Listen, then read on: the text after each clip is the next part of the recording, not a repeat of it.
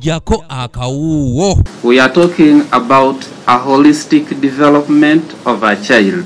Omuggalo we gwajjira abaana abaali eyo mu bukadde 3.5 be bali basoma mu bibiina ebisookerwako okuli baby, middle ne top class, songa n'emyaka kumpi 2 gye tumaze ku muggalo waliwo abalala abatuuse okuyingira ebibiina bino newankubadde nga gavumenti okuyita ministry yaayo ey'ebyenjigiriza teyina nteekateeka yonna eri baana bano okusoma nga ne bwe yali erambika bagenda okutandika okusoma ng'ennaku z'omwezi 10 omwezi ogujja bano teyabanyegako.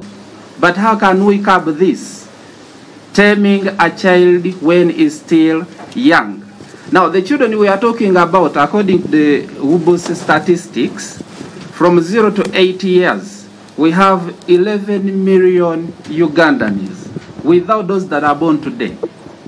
And the ones that are supposed to go to be enrolled for early childhood education in preschools are 3.5 million Ugandans who are in homes. Embere ne waliriza abasomesa b'abaana bano mu kibiina kyabwe ekibagatta ki Pre-Primary Teacher Training Institution Association Uganda okuddukira eri Paalamenti era nga bano nga bakulembeddwamu ssentebe waabwe Moses Bina baliko ekiwandiiko nnamutayiika kye batwalidde Speaker wa Paalamenti omubadde okwemulugunya kwabwe.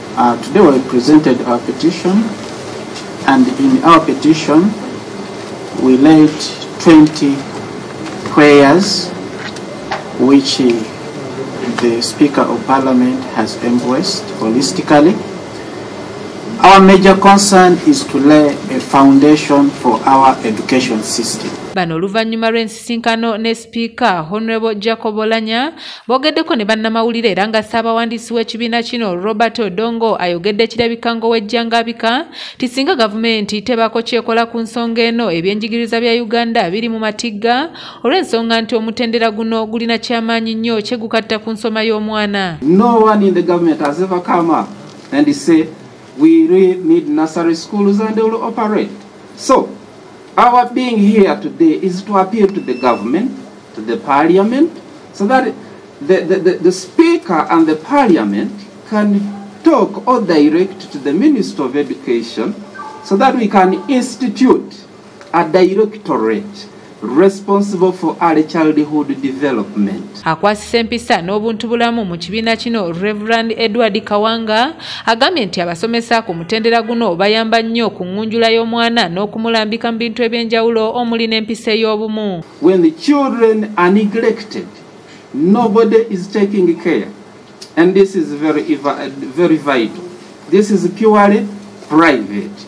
Where is the government? Where are the other stakeholders? Ombako omukyala owa district Napak Honorable Faith Nakuta asiimye abasomesa bano olw'ensonga nti baali bamaliridde okwekalakasa wabula bwe yabalambika basobola okuwuliriza bw'ato n'abasaba okubeera abakkakkamu nga Speaker bw'abasabye olw'ensonga nti ensonga zaabwe akadde konna za kukolebwako. Given the fact that we acknowledge the parenting has failed in our country, so we are stepping up as legislators, and I'm happy for this team that accepted to listen to me when I told them not to strike.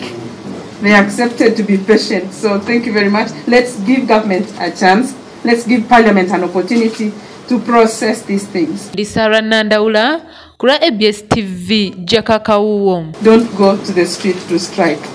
That is my prayer. Thank you.